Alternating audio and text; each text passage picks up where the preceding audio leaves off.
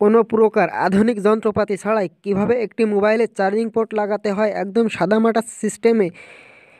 আজকে আমি আপনাদের দেখাবো কিভাবে একটি মোবাইলের চার্জিং পোর্ট একদম সাদামাটা সিস্টেমে লাগাতে হয়।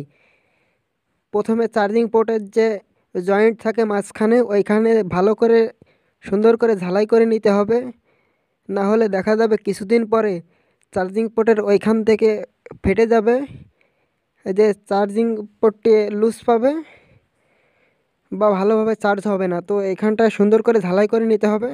তারপরে চার্জিং পোর্টের যে পিনগুলো থাকে 5টি পিন, এই পয়েন্টগুলো ঝালাই করে নিতে হবে যাতে পরবর্তীতে বোর্ডের সাথে সুন্দরভাবে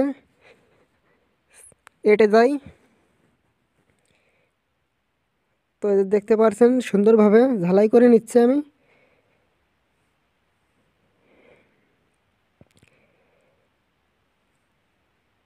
এখানে সুন্দর করে ঝালাই করে দিতে হবে যাতে করে বোর্ডের সাথে সুন্দরভাবে লেগে যায়।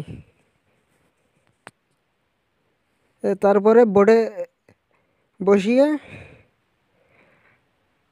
সুন্দর করে পেছনের পিনগুলো আগে ঝালাই করে নিতে হবে। তার আগে সর্বপ্রথম যে সাব পিসিবিটা আছে বা চার্জিং পোর্টের পয়েন্টটা ভালো করে পরিষ্কার করে নিতে হবে।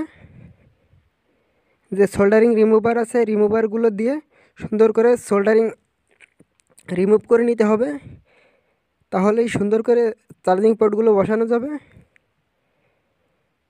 চার্জিং পোর্টের যে 4টা পা থাকে বা এই পিনগুলো সুন্দর করে এপিঠ ওপিঠ সুন্দরভাবে ঝালাই করে দিতে হবে যাতে করে সহজে না খোলে। দেখতে থাকুন আমি কিভাবে চার্জিং পোর্টটি একদম সাদামাটা সিস্টেমে লাগাই। আমি কিন্তু এখানে কোনো অত্যাধুনিক যন্ত্রপাতি ব্যবহার করতেছি না বা উন্নত মানের কোনো সোল্ডারিং আয়রনও ব্যবহার করছি না।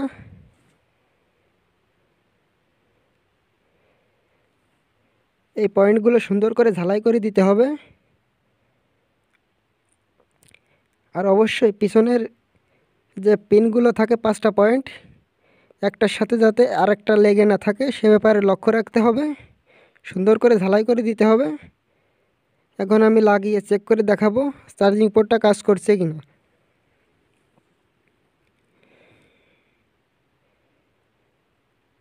এটা লাগানোর আগে অবশ্যই পরিষ্কার করে নিতে হবে। তো এখন আমি বোর্ডটি ফোনে লাগিয়ে চেক করে দেখাবো।